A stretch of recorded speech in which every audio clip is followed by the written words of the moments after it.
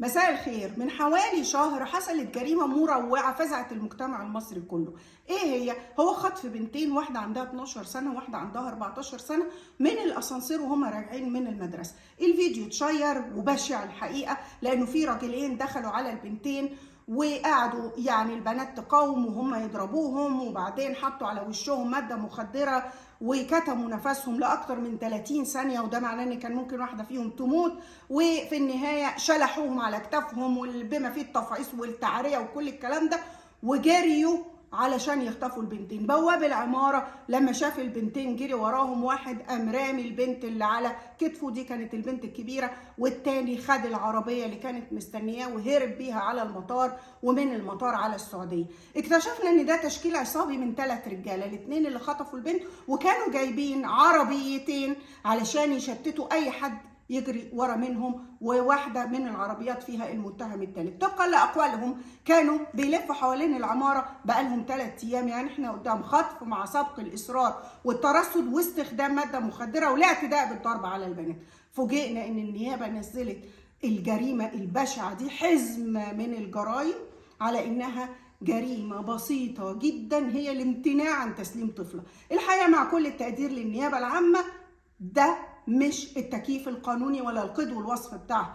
جريمه الامتناع عن تسليم طفله لما يكون واحده طالع لها حكم بالتسليم وراحوا يطلبوا تسليم العيل وما تسلمش، او ان واحد واخد العيله علشان يفسحها وتاخر او ما سلمهاش. انما قدام تشكيل عصابي فيهم واحد سوابق مخدرات وجايبين عربيتين وبيلفوا حوالين البيت 3 ايام، احنا قدام حزمه جرائم فيها تعريه وتشليح للبنات وضرب ومخدر وتعريض حياتهم للخطر. فاقل حاجه هي جريمه الخطف اللي عقوبتها بتوصل ل10 سنين سجن.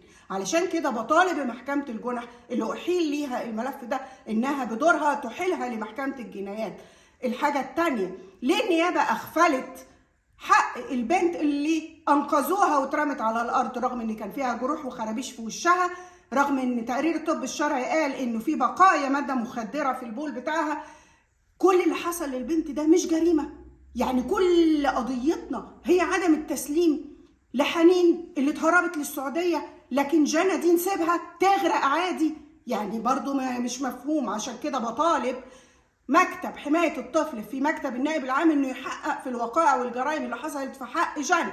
الحاجة الثالثة، احنا بيننا وبين السعودية اتفاقية تبادل قضائي. لازم نطالب السلطات السعودية انها تسلم البنت. وانا من مكاني هنا بقول للسلطات السعودية، لو سمحتوا انتوا عندكم مجرم عمل تشكيل عصابي ارهب بنات صغيرة علشان يخطفهم، ده خطر على المجتمع السعودي زي ما هو خطر على المجتمع المصري. فلو سمحتوا الراجل ده يتسلم بموجب اتفاقية التبادل القضائي والبنت دي ترجع لأسرتها.